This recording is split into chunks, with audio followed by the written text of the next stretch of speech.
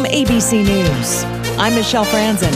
Advanced training for Ukrainian troops taking place at U.S. military installations in Germany and in other countries in the coming weeks. The Pentagon says U.S. troops stationed abroad are helping Ukrainian forces learn how to use heavy weapons the U.S. is providing as battles with Russia intensify. Pentagon spokesperson John Kirby getting choked up when asked about the reported atrocities carried out by Russian troops and the state of mind of Russia's President Vladimir Putin. It's difficult to look at some of the images and imagine that any well-thinking,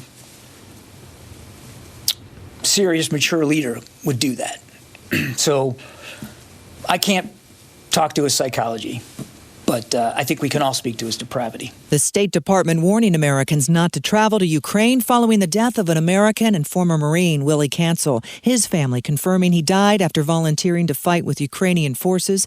Former CIA intelligence officer and ABC News contributor Daryl Blocker says other Americans have volunteered too. There's nothing the United States can do to stop citizens from traveling as long as they're not hired as mercenaries within the U.S. borders. Americans can be told not to do something, but as a former consular officer, we know that Americans don't always listen to what the government is saying. A big recall announced by Tesla involving over 48,000 vehicles. The recall involves an issue on certain 2018 to 2020 Tesla Model 3s when they're in track mode for high-performance driving, that they'll show the speed, but maybe not the speed unit. So a driver may not know if that number is in miles per hour, kilometers per hour. It reportedly started with a firmware release late last year, but unlike most vehicles, owners don't have to bring theirs in. To fix it, Tesla will perform an over-the-air software update free of charge. Alex Stone, ABC News. On Wall Street, stocks plunging, the Dow closing down nearly 1,000 points. You're listening to ABC News.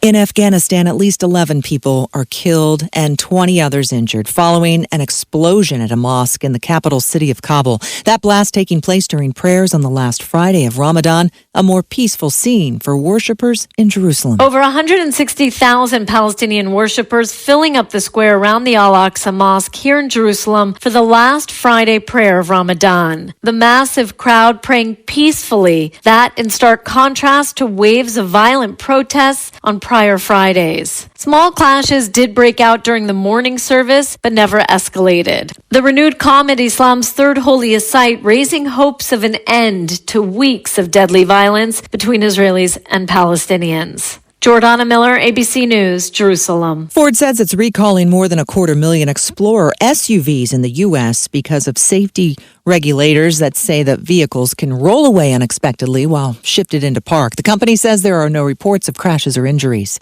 The Jacksonville Jaguars selected Georgia linebacker Trayvon Walker with the first pick in the NFL draft.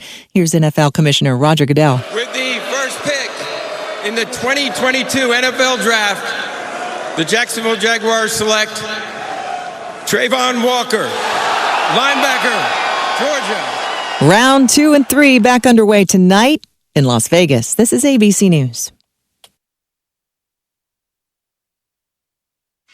With so much at stake, so much on the line, more Americans turn here than any other newscast. ABC News World News Tonight with David Muir, America's #1 most watched newscast across all of television.